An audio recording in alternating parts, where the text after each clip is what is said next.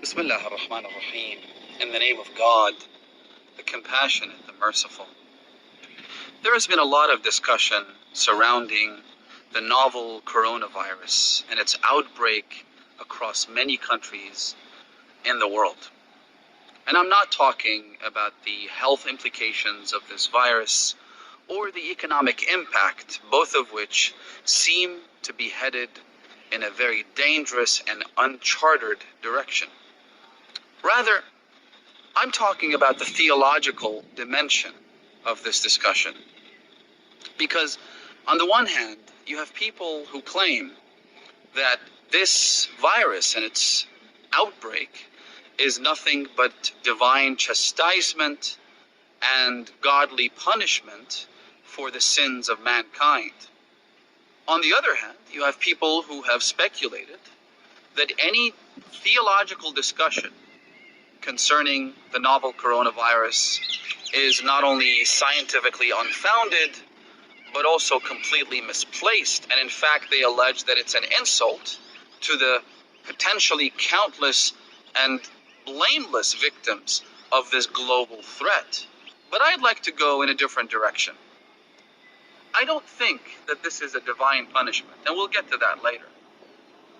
But I think it's also equally absurd to suggest that this is a completely random and isolated ecological or biological phenomenon that just happened to spontaneously emerge in a specific place and then begin its path of destruction across the globe. And God knows where we're headed. So to suggest that this is completely random and not related to morality or the actions of mankind is also incomprehensible. The direction I'd like to take is that it is a reminder. It's a wake-up call. I mean, just think about it. If God wanted to punish us, then there are some really destructive, dangerous, deadly, lethal, and creative ways of doing that. Just think about the way the virus spreads. This particular strain of coronavirus spreads from droplets of people's coughs and sneezes. Now just imagine if, in fact, this virus spread much more easily, perhaps over vast distances, right? The way it's spreading now, scientists believe, requires people to be in very close contact with one another, or lack of basic hygiene. Now, also imagine if God wanted to punish us. Think of HIV/AIDS. Think of the Ebola virus, right? And the way they spread is much, much more difficult than the novel coronavirus. Imagine if the Ebola virus spread using airborne particles from people's coughs and sneezes. Imagine if AIDS didn't spread through blood and semen, but rather by people coming in contact, by handshakes perhaps.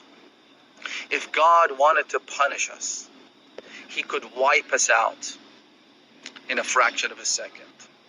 This isn't a punishment. This, to me, has all the signs and all the hallmarks of a wake-up call. This suggests that God wants us to awaken from our moral slumber. He wants us to recognize our inherent deficiency.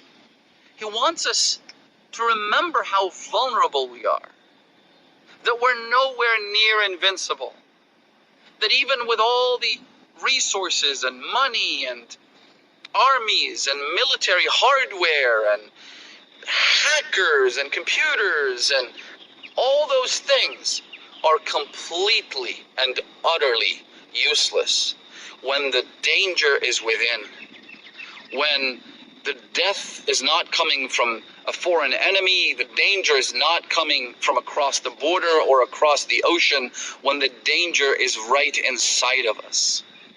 I was speaking to a brother and I said to him, think about it for a moment. If we find ourselves in a situation where we need money, there's always people we can go to ask for a loan. You could go to the bank, you could go to the government, you could go to your friends, whatever. And so financial difficulties, as bad and difficult as they are, they're not insurmountable. If you find yourself in a position where you have a security concern, right? You're afraid that someone could harm you. You could, try and find means of providing security for yourself. You could call the cops. You could speak to friends and family. And so it seems that whatever problems we have is always a really relatively easy way of addressing the problem. But what do you do when the threat, when the very cause of our death comes from an organism that's 1,000 times smaller than the head of a pin? What do you do when it's right there in the air? What do you do when it's inside of you and it goes right into every single molecule in your body and begins to spread like wildfire and wreaks havoc across your vital organs and shuts them all down one after the other and kills you? What do you do? Who do you call? Who do you go to? Whose help do you solicit? And all of this, brothers and sisters, is a reminder of just how weak and vulnerable we are. And as a reminder of our vulnerability and our inherent deficiency and our weakness and our inability to affect any change in the face of such dangers, we turn to the one and only. We turn to God. We turn to the creator of the universe, the one who created the biggest galaxies in the universe all the way down to the smallest particles, including viruses, including our bodies. We turn to the one who has the answers and who has the power to affect change at the biggest as well as the smallest, most infinitesimal levels. We turn to God. And in doing so, we abandon the immoral actions that we perform. We abandon the sins that we are engaged in. We try to avoid the means by which we bring about our destruction. We try to live in this world as good, moral, productive human beings as opposed to agents of death and carnage against whether it's other fellow human beings or it's the environment, it's the air, it's the water, it's the land, it's everything that comprises the ecosystem which sustains us and allows us to live in this world, right? The idea is to awaken us, to re-examine our lives, to really go back and figure out where we've gone wrong, what we've done. And as I said earlier, this isn't Judgment Day, this isn't reckoning, this isn't rapture, this isn't some, cosmological or divine event that's designed to destroy us. If God wanted us dead, he could do so very easily in a blink of an eye. This is a reminder. It's a light tap on the hand, as you would with your children perhaps. If you wanted to take a child of yours out of the distraction that he was in, if he's not heeding the warnings, if he's not listening to your instructions, to your wise counsel, what do?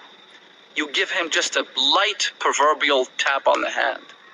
You just try and wake him up. You might give him some tough love, and this is exactly what that is.